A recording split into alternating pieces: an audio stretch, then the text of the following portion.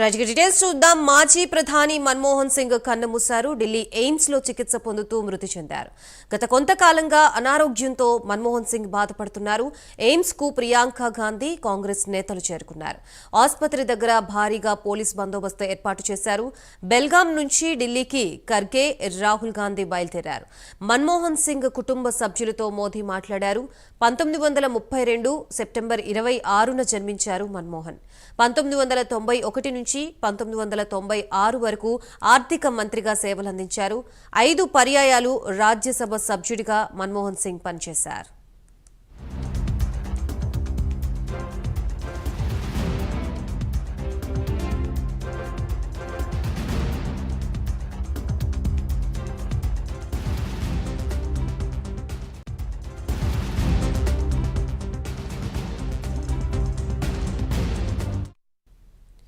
భారత మాజీ ప్రధాని మన్మోహన్ సింగ్ 1932 సెప్టెంబర్ 26న అవిభాజిత భారతదేశ పంజాబ్ ప్రావిన్స్లో జన్మించారు.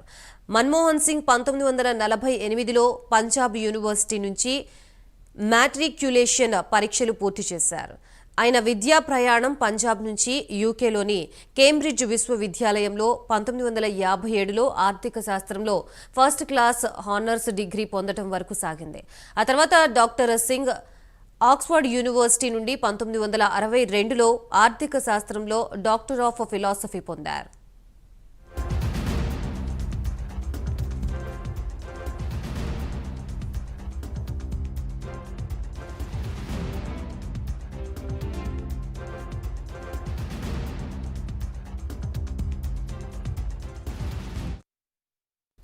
మన్మోహన్ సింగ్ అనేక గొప్ప రచనలు చేసేవారు. ఆయన రచించిన క్లారిండన్ ప్రెస్, ఆక్స్ఫర్డ్ 1964 అనే పుస్తకం భారతదేశ అంతర్గత దృష్టికోణంలోని వాణిజ్య విధానంపై ఒక ప్రారంభ విమర్శగా గుర్తించబడింది. తన అకాడమిక్ జీవితం పంజాబ్ యూనివర్సిటీ, ప్రతిష్టాత్మక ఢిల్లీ స్కూల్ ఆఫ్ ఎకానమిక్స్లో పనిచేసిన కాలంలో మరింత పటిష్టంగా తన ఆర్థిక నైపుణ్యాల్ని పెంచుకున్నారు. ఈ సంవత్సరాల్లో ఆయన యుఎన్సిటిఏడి కార్యాలయంలో కొంతకాలం పనిచేశారు. 1987 నుండి 1990 వరకు ఆయన జెనీవాలోని సౌత్ కమిషన్ కార్యదర్శిగా నియమితులయ్యారు.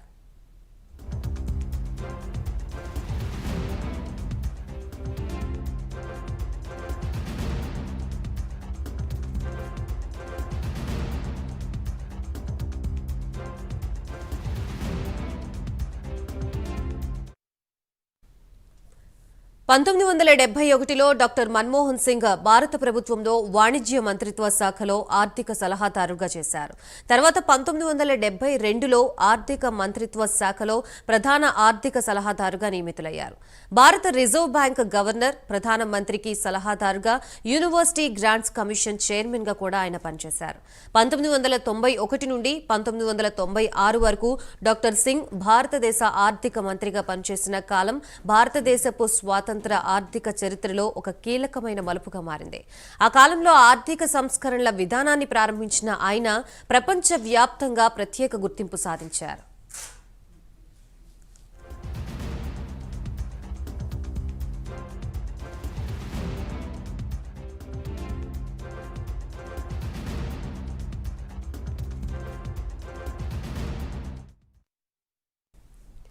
డాక్టర్ మన్మోహన్ సింగ్ ప్రపంచవ్యాప్తంగా అనేక అంతర్జాతీయ సమావేశాల్లో, అంతర్జాతీయ సంస్థల్లో భారతదేశాన్ని ప్రాతినిధ్యం వహించారు.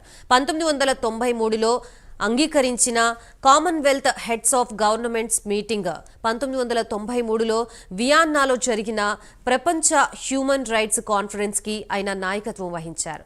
పొలిటికల్ కెరియర్లో డాక్టర్ మన్మోహన్ సింగ్ 1991 నుంచి రాజ్యసభ సభ్యుడిగా కొనసాగుతున్నారు. 1998 నుండి 2004 వరకు ఆయన రాజ్యసభలో ప్రతిపక్ష నేతగా పనిచేశారు.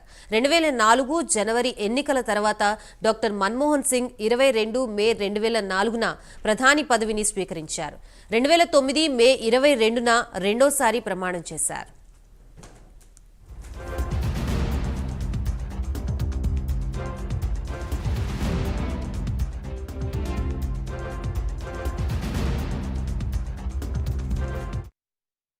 ప్రధానిగా మన్మోహన్ సింగ్ రోజు 18 గంటల పాటు అవిశ్రాంతంగా పనిచేసేవారు. భారత విత్త వ్యవస్థను అత్యంత శక్తివంతంగా తీర్చిదిద్దారు. దశాబ్ద పాలనలో చిరస్మరణీయమైన విజయాల్ని ఆయన అందుకున్నారు.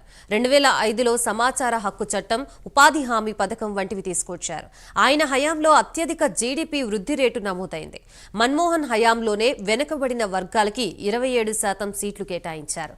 ప్రధాని పీఠాన్ని అధిష్ఠించిన తొలి హిందూయేతర వ్యక్తిగానూ రికార్డు సాధించారు.